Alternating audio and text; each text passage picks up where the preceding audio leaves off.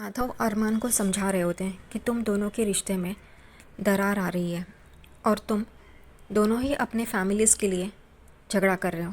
अरमान कहता है ऐसा नहीं है, मैंने हमेशा अभीरा का साथ दिया है। माधव कहता है तूने साथ कब दिया? जब सब कुछ आसान था तब तुम्हारा साथ उसे मिला, लेकिन जब मुश्किल की घड़ी आई तुमने उसका साथ छोड़ दिया, उसका हाथ छोड़ दिया।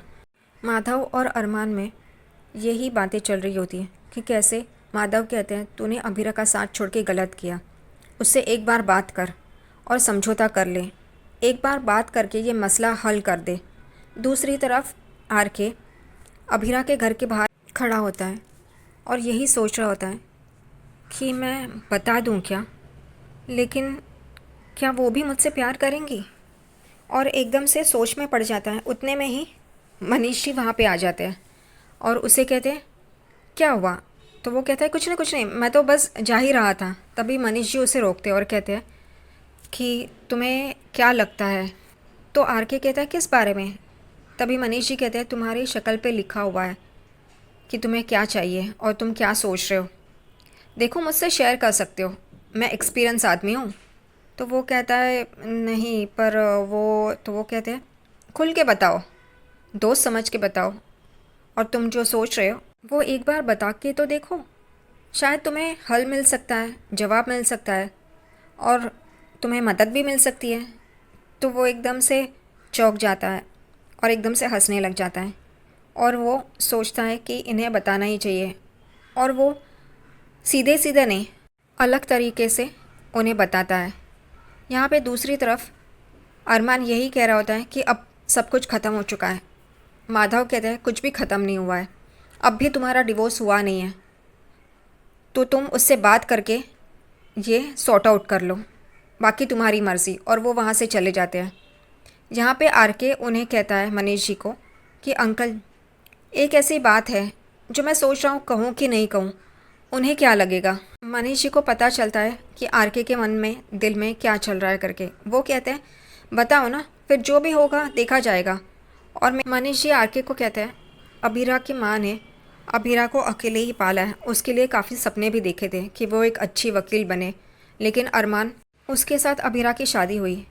अभीरा ने बहुत कोशिश की उसके घर में एडजस्ट करने की, लेकिन अब तुम देख रहे हो ना क्या हुआ।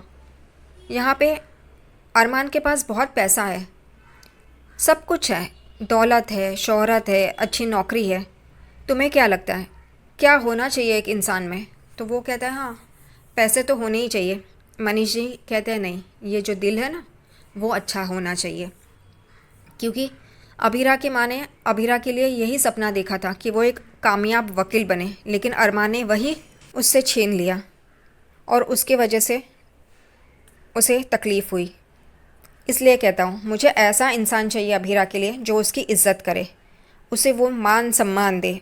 यहाँ पे आर के मन में कहता है हाँ वो तो मैं कर सकता हूँ, और वो खुश होके वहाँ से चला जाता है। जाते जाते मनीष जी आर के को कहते हैं ज़्यादा देर मत करना अपनी बात बताने में।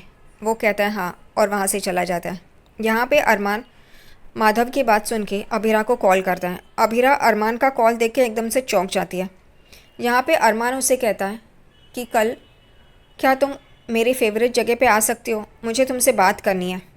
वो एकदम सोचने लगती है।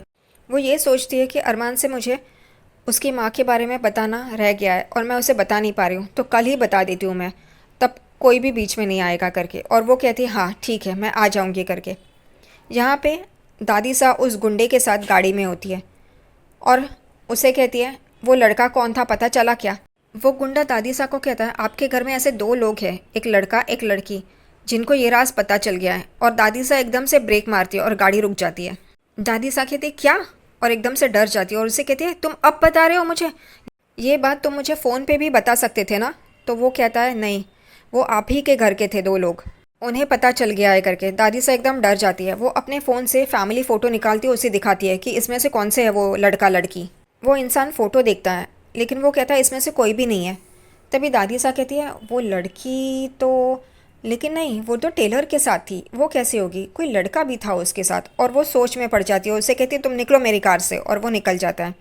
अरमान खुशी खुशी उसके फेवरेट प्लेस पे आ रहा होता है और उसके हाथ में डिवोर्स विड्रॉ करने के पेपर्स होते हैं। वो कहता है कि मैं अबीरा से बात करके इस पे साइन ले लेता हूँ। और वो देखता है कि आरके अबीरा के साथ है और उसे प्रपोज कर रहा है। आरके घुटने पे बैठता है और 3 चाबियाँ अपने हाथ में रखता है और अबीरा के सामने रखता है और कहता है कि ये तीनों चाबियाँ आपके लिए।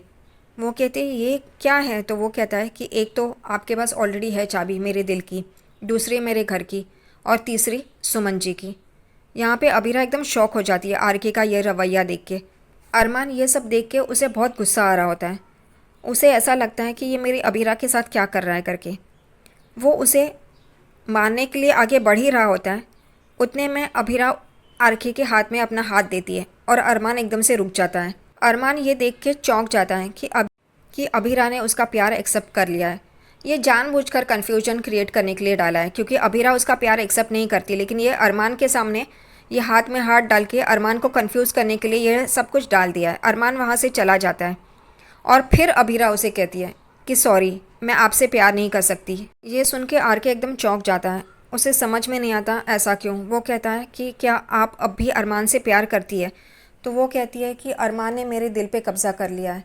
तो वो कहता है आपके डिवोर्स के बाद क्या? तो वो कहती है मुझे पता नहीं, लेकिन अब मुझे और किसी से प्यार नहीं हो सकता करके। वो कहता है कोई बात नहीं, आप ये मत सोचिए कि मैं रो रहा हूँ करके, मैं इंतज़ार करूँगा। हम मिडिल क्लास वाले इंतज़ार करना जानते हैं, बस आने तक रुकते हैं, ट्रेन आने तक रुकते हैं, इंतज़ार करते हैं। तो आपके प्यार के लिए भी मैं इंतज़ार करूँगा। अभीरा आरके को देख रही होती है। आरके कहता है कोई बात नहीं, आप अपना टाइम लीजिए और फिर कहिए, लेकिन मैं इंतज़ार ज़रूर करूँगा, मैं हार नहीं मानूँगा। और अभीरा उसे देख रही होती है। वहाँ से आरके चला जाता है रोते हुए। यहाँ पे अभीरा कहती है अरमान अब तक आया क्यों नहीं? यहाँ पे अरमान गाड़ी चला रहा होता है और उसे वही सारी बातें याद आ रही होती है अभीरा और आरके की, और वो रो रहा होता है। यहाँ पे एकदम से वो गाड़ी रुकाता है और देखता है कि बाइक पे आरके और अभीरा है। ये सिर्फ अरमान को दिखाई दे रहा है, रियल में तो है नहीं ये। अरमान उन दोनों को देखता है और यही सोचता है कि ये दोनों एक साथ हैं। अभीरा भी उसे कहती है कि तुमने मुझे अपनी ज़िंदगी से निकाला है ना, तो अब ये एंगेजमेंट रिंग भी निकाल दो और उस बरनी में डालो जहाँ पे मेरी यादें रखी है। अब तो हमारा कुछ भी नहीं हो सकता। और आरके और अबीरा वहाँ से चले जाते हैं और अरमान एकदम से रास्ते पे टूट के बैठ जाता है रोते रोते। वो एकदम से बिखर जाता है। दूसरी तरफ आरके भी अबीरा की ना सुनने के बाद परेशान होता है और एकदम से रो रहा होता है। उसे समझ में नहीं आता क्या करना है और क्या नहीं।